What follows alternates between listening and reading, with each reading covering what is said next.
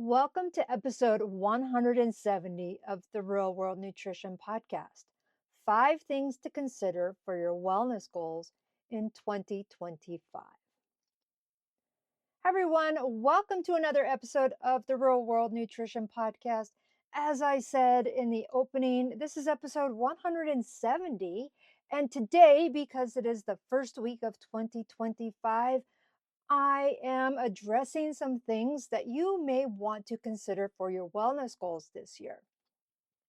And I know a lot of people feel like it's same old tired things that we talk about at the beginning of every year, saying goals, not resolutions.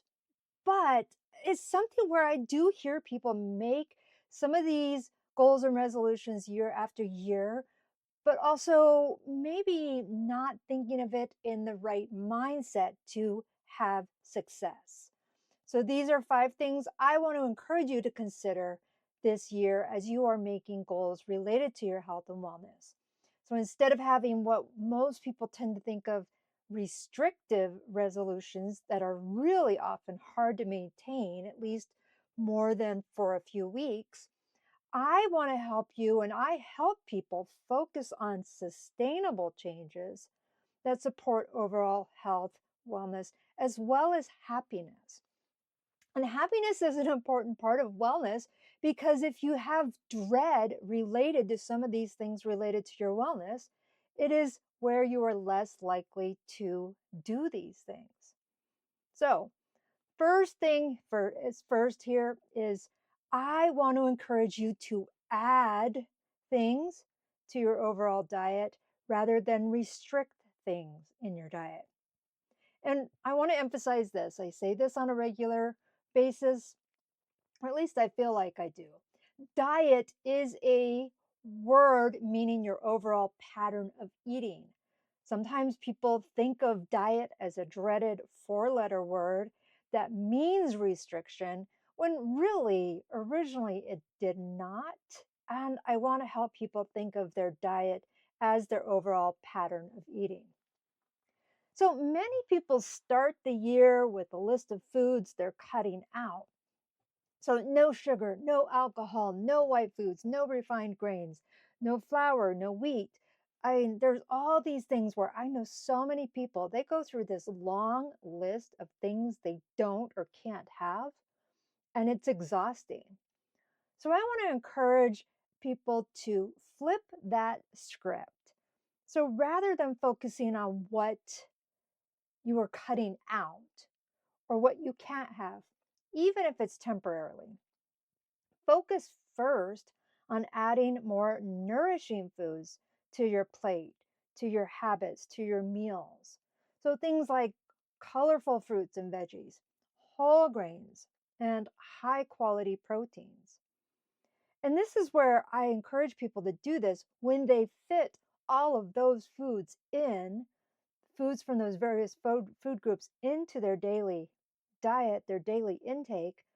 It tends to displace or crowd out those less nutritious options because we're filling up on foods that energize us, helps us feel great, and are satisfying.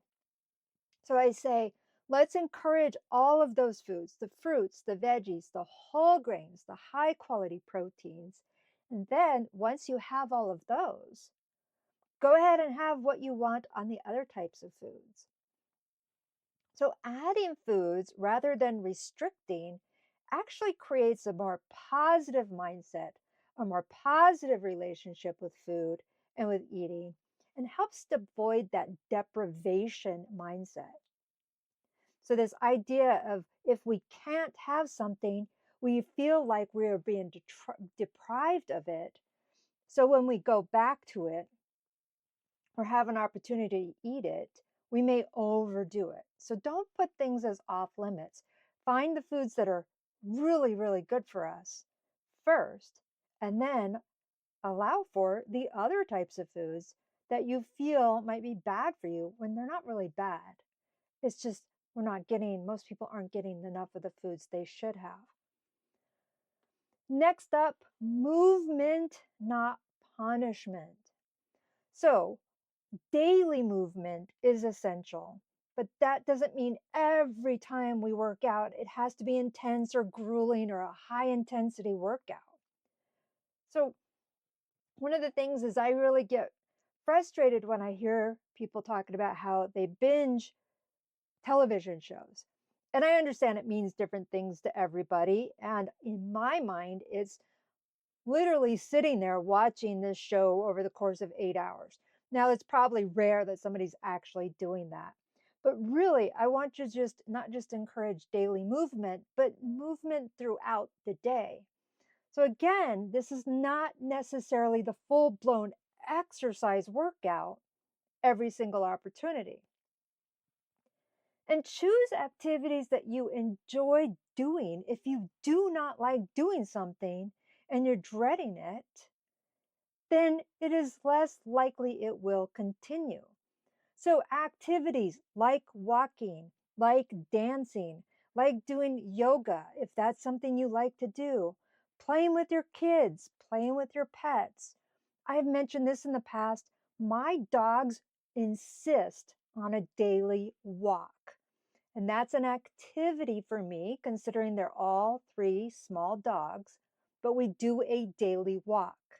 And it's 20 to 30 minutes just because of their age and their stature. Longer than that's not helpful, but it's a daily activity. Now, of course, there's exercise involved in that in other ways in my life, but having that daily movement, and it doesn't have to be a high intensity, high workout or high heart rate workout every single time. So the goal is consistency, consistently moving your body in ways that feel good, moving bodies in ways that improve your mood, improve your energy, and improving your overall health. So, of course, doing exercise is very important. We want to do that on a regular basis, but I also want to encourage people to move on a regular basis. Now, with that, with the exercise, number three here is fueling your body, don't starve it. So, I want to talk about fueling versus fasting. Now, having taught sports nutrition for years, this is a thing that comes up a lot. This idea that working out on an empty stomach helps burn more fat. To a certain extent, that is true, but it's not sustainable or supportive for your body. And here's the deal: if you fuel before exercise, you fuel for exercise, you may have a more beneficial, high quality, more efficient workout and perform better, recover faster, and overall burning more calories in the long run. Where people, if they starve themselves or exercise on a in a fasted state, or this with this idea that they're going to burn more fat during that workout, it really, what's the bigger picture here? Burning more calories because we had a better workout. And it's not all just about burning calories, but acknowledging that I don't want to be behind somebody on a treadmill where they're not fueled well and they go flying off the back because they didn't have enough energy. So think of food as fuel, not the enemy. So, eating balanced meals and snacks throughout the day helps maintain energy levels, reduces cravings, and helps us have the energy to not just work out, but get through it efficiently and have good recovery. Now, I do want to emphasize working out on an empty stomach. We don't want to be eating right before we exercise, at least an hour beforehand, maybe a little bit longer. But I have people where they've gone and exercised first thing in the morning after not eating all day long, or sorry, overnight. And some, in one case years back, is somebody who stopped eating at 4 o'clock in the afternoon and she kept fainting on her runs in the morning. She was running in a state of fasting for more than 15 hours. And so it wasn't surprising she was fainting because her body didn't have the energy to sustain that activity or that exercise. Number 4, here's something else to consider in 2025 and beyond. Be kind to yourself. Wellness is not about perfection, it's about progress and self compassion. If you miss a day of exercise or eat something indulgent or hers, do both, what is the big deal about that? It doesn't erase all your efforts. I have people who have told me they eat perfectly, at least by their definition, all the time. I don't know how accurate that is, but I don't know how necessary that is. I've seen things in magazines. I used to read Runner's World and people who had running streaks that were years long without missing a day. And I don't know if that was something to be proud of because, one, if you're sick or if you have something going on with your family or you're traveling, you may not be able to do this. And there's nothing wrong with that. So instead of having an all or nothing mindset, I encourage people to focus on building a routine that works for you most of the time. So if you do get sick, it's okay. If you do have an injury, it's okay to not have that exercise streak or eating perfectly, whatever that means, is not ruined because of that. It just is part of life. And the fifth thing is to create habits, not goals. And this is something where I'm really shifting this in my area of life as well. These wellness habits, not just goals. So I was having these ideas of, okay, I want to do this year, and that was my goal. And now I'm focused on what can I make a habit. So I was able to do several things last year that became habits. So they weren't part of my goals, they're just things I do automatically. So here's some examples here. So people have a goal that they'll eat more vegetables or they'll exercise 3 times a week. And those are great. Eating more vegetables, exercising 3 times a week, excellent. But how can we turn those into habits?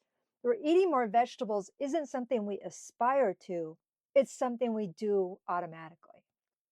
Exercising 3 times a week is not something where we have to do a checklist, it's just part of our regular routine. Research shows it takes an average of 66 days to form a new habit.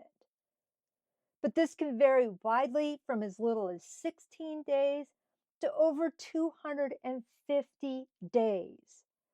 So the idea or the adage that it takes 21 days to form a habit isn't entirely accurate. And a lot of people feel disappointed if after 21 days it's not a habit. But research suggests it's not 21 days, it's often more. Again, average is 66 days.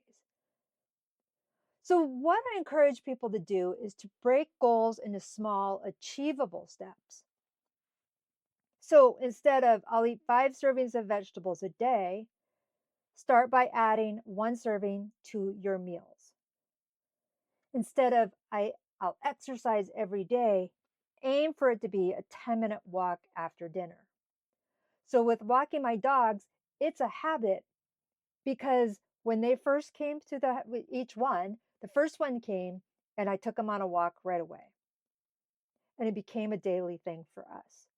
And when the second one arrived, we were already in the habit of doing a daily walk. So, of course, he came along. And when the third one arrived, these were years apart, he was integrated into the pack where we walked every single day. So it was a habit that I started with our first dog, and now it's something we do with all 3 of them every single day. So the key is consistency. So the walking the dogs is one that I find is easy, especially because my dogs don't put up with not walking. But They are built, these habits and consistency are built through repetition over time. So, that's the 5 things to consider for your wellness goals. Here's a recap. Add nourishing foods to your diet. Find joy in movement instead of punishing workouts. Fuel your body, especially before exercise. Be kind to yourself, have grace, and embrace the progress that you have over needing it to be perfect. And the 5th one was focusing on creating habits that last, not just setting goals. So hopefully these are things that may be outside of what you were thinking of as the norm. And some of those things to help establish some wellness habits in your life. So, if you would like some help related to any of these things or other wellness habits you may have, I'd encourage you to reach out, schedule a free introductory call with me, and we can talk about some of those things and how, if you would need assistance, how I can help you with that. I want to thank you for tuning into I can't speak today. Thank you for tuning into today's episode. I would love it if you would click on the follow button so that way you would get this download every single Friday morning. And if you find it helpful, share it with somebody. And if you want more tips, you can head on over to the website. You can sign up for my weekly newsletter. I post blogs 3 times a week, as well as have other programs that happen throughout the year, free programs, paid programs, membership. There's so many resources that are available to you for free on my website. I encourage you to check it out. And I want to wish you a happy, healthy, and sustainable 2025. Happy New Year, everyone. Take care and bye for now.